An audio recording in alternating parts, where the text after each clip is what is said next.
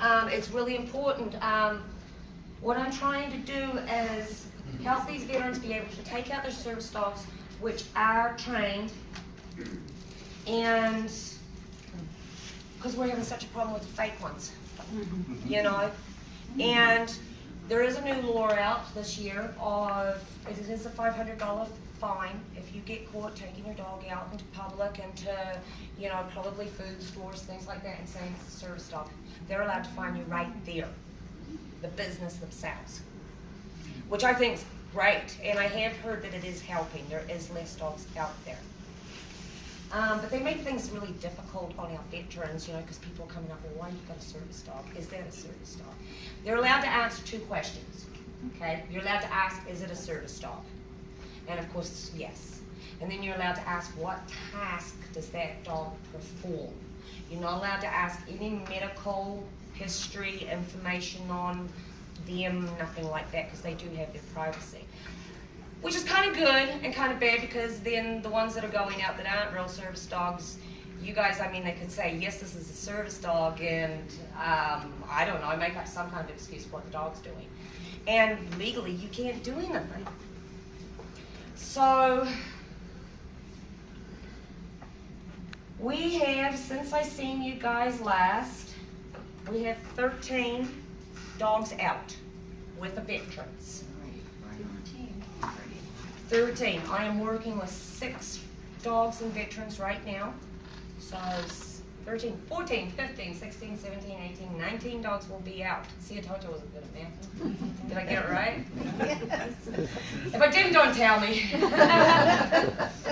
And at the end of the year, come fall, I'll have anywhere between another 3 to 6 dogs going out. These dogs are costing $25,000 to put together. We are not, you know, tax deductible. We have our 501c3. I mean, I have OCD along with PTSD, so it's not good. So I get everyone with the ducks in an order. And Carrie here, the Secretary for Service Peace Warriors, she's the one that makes all this work. She is our only paid employee, and Service Peace Warriors actually doesn't pay her most of the time. I do, because there's not the money. Plus, if we ever did get to the chance where we could pay her through Service Peace Warriors, I would pay her. She's way worth more than what she gets from me. We're never going to get big. We're never going to get huge like these big organizations that you hear of and see that are throwing these dogs out as fast as they possibly can. There's going to be a mistake made sooner or later. These are dogs. I want to stay to where maybe I can get 12 out a year. If I can get 12 out a year comfortably, and they're sound, and that's all that matters. This is not a money-making business, believe me. Well, my husband doesn't know. She always comes in and I go, okay, what's it say on QuickBooks? She goes, yeah, come over here. Where's your husband?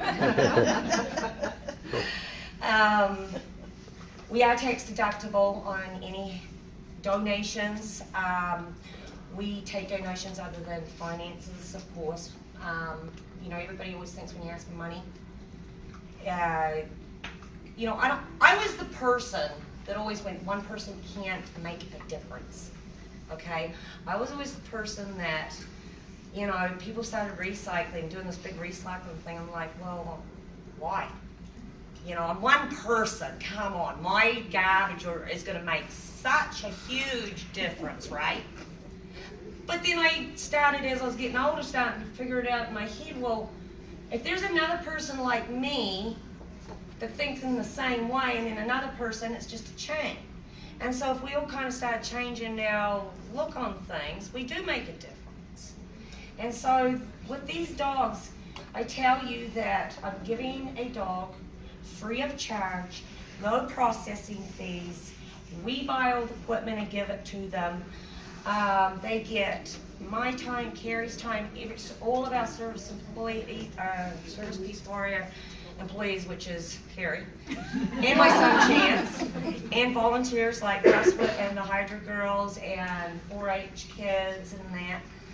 I lost train of thought.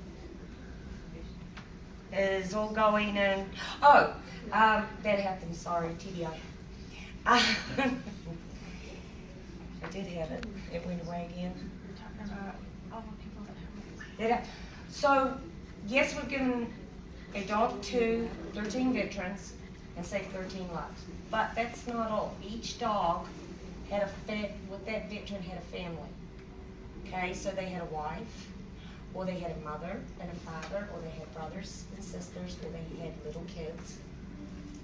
And when Dad goes and cuts himself to kill himself, or goes and shoots himself, or does whatever he's decided to do, it affects a whole nother group of people. And normally the family doesn't see what's happening. They just see this person that's mean and angry and nasty and that, and he just doesn't know where to go. He has no idea. And so that's why we were trying to give you I hope everybody got a calendar today. If you don't want it, just leave it somewhere. Get the word out that we're here, because you know, if nobody even writes me a check today or gives me a penny, that's okay.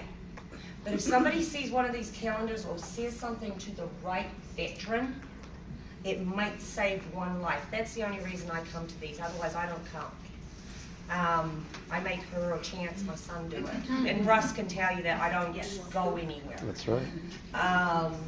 If I can get one veteran to see one of these calendars left somewhere or whatever, awesome. So I know I go here, there, and everywhere and all over the place with that, but if you have any questions, I'd love to answer them if I can. Do you ever have a dog you can't train or is unsuitable? I've never had a dog I can't train. I've had unsuitable dogs, and the hardest dog to train is the human being. 100%. So the training of these dogs is very easy for me. I'm in 3 weeks of training with veterans right now with their dogs. That's part of the reason why Trudy's with us today, who is working with a veteran. Because my PTSD right now is really, really high. Because they've got PTSD and they're so scared of failing. They're so scared of not getting this dog. And they're going to get it. One way or another, they are going to get it. It might take me a few extra weeks of training, which I've done. But they will get it. Trudy's out because she is working with a young kid, actually. He's in his 30s. And I don't know how, but he literally cut both his legs, both his arms, and his throat through his vocal cords to kill himself because he had nowhere to turn. I've heard a story of what he went through overseas, and I can totally understand, because I've been down the rabbit hole myself. I've been down the rabbit hole, not for that kind of stuff, but I've seen my fair share too.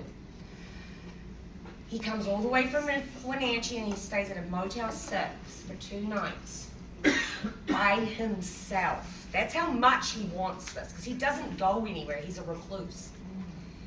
To spend time with Trudy and train with Trudy. Trudy's a little out of her element right now, okay? Because he's never owned a dog. He's never had a pet. So, you know, at least the majority of the guys or gals that are coming to me, and yes, we do have women veterans that do have dogs. They've had a pet. You know, who didn't grow up with a dog or a cat or a hamster or something? This kid didn't.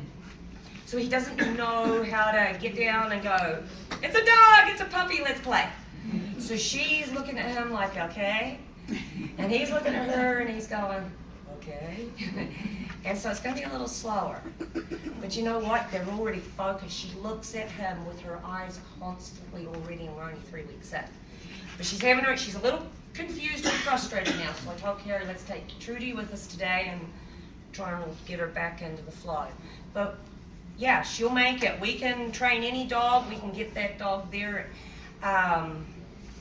You know, we have our high anxiety dogs. Of course, they don't make service dogs. But no, people are always my difficult one.